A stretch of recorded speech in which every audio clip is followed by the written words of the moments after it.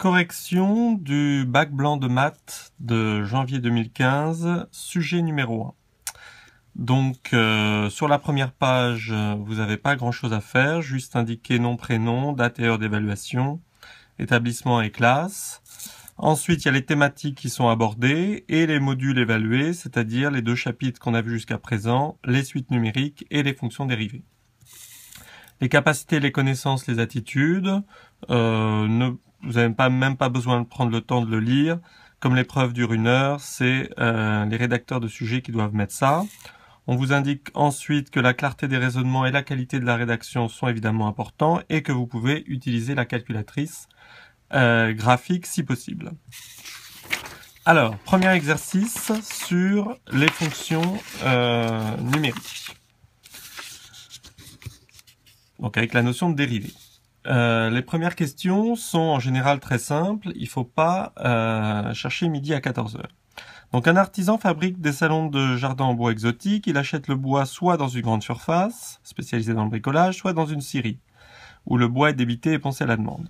On vous donne le prix en grande surface, 52 € le mètre carré, et on vous donne le prix dans la scierie en vous disant qu'il varie en fonction de la quantité achetée, qu'on appelle Q ici, exprimée en mètres carrés, selon cette relation.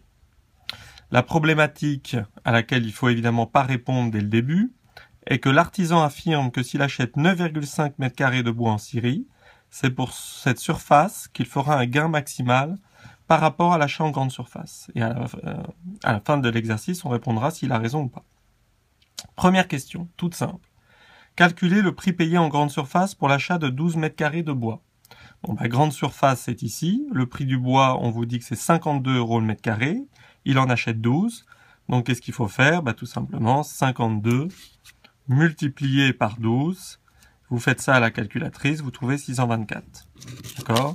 Vous pouvez faire une phrase, le jour du bac, ça fait toujours bien. Il paye en grande surface 624 € pour 12 mètres carrés de bois. Voilà, tout bêtement.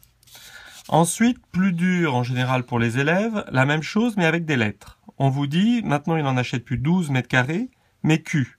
Soit Q le nombre de mètres carrés de bois acheté, et P1 de Q le prix payé en grande surface. Donc c'est toujours en grande surface, donc c'est toujours avec la relation 52 € le mètre carré. Eh bien, donnez l'expression de P1 de Q. Eh bien, vous commencez par P1 de Q égale, puisque c'est une expression de P1 de Q qu'il faut donner. Et vous allez vous dire combien on va payer, sachant qu'il en achète Q mètres carrés et qu'il paye 52 € le mètre carré. Tout simplement 52 multiplié par Q. Et voici le résultat attendu, résultat final. Il ne faut rien calculer. Là, on ne connaît pas le nombre de mètres carrés de bois acheté, c'est Q, donc on laisse la lettre Q dans l'expression. Ensuite, on vous donne deux fonctions qui, évidemment, vous soufflent un peu la réponse de la question précédente. Soit f de x, cette fonction-là, qui rappelle évidemment le prix du bois payé dans la scierie, c'est exactement la même fonction en remplaçant les q par x. Et g de x égale 52x, la fonction que vous avez trouvée juste au-dessus. Donc deux fonctions qui sont définies sur l'intervalle 0,15, et on vous demande que représente pour l'artisan la différence g de x moins f de x. Donc là, il faut répondre en français. Il n'y a aucun calcul à faire. Alors, qu'est-ce que ça représente, cette différence? G de x, c'est le prix, donc est la différence. Donc une différence, c'est une soustraction entre g de x, le prix payé en grande surface,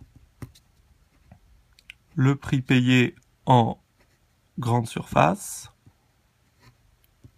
et f de x, le prix payé en scierie. Dans la scierie plutôt. Voilà. Juste ce qu'il faut. Et donc, du coup, si on examine la différence, ça sera le gain qu'il va réaliser s'il achète dans la scierie plutôt qu'en grande surface. On va vous demander de calculer cette différence. Donc là, il y a un calcul à faire. G de x égale, h de x égale g de x moins f de x. Donc vous remplacez par les expressions g de x par 52x.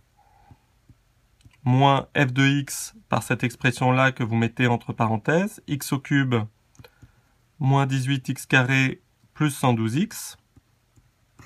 Et en fait, on vous dit ce qu'il faut trouver ici. Donc en gros, vous avez juste à savoir retirer des parenthèses, mais comme il y a un moins devant les parenthèses, vous devez savoir que ça change tous les signes. Donc ça fait moins x au cube, moins ça fait plus 18x au carré, moins plus ça fait moins 112x. Comment on simplifie ça? Les x au cube, il n'y en a qu'un seul terme, moins x au cube. Les x carré, il n'y en a qu'un seul terme, 18x au carré. Et 52x moins 112x, vous faites ça à la calculatrice, 52 moins 112, ça fait moins 60. Donc on retrouve bien l'expression de h de x qui était demandée par la question. Voici pour les questions 1, 1, 1, 4 de l'exercice 1.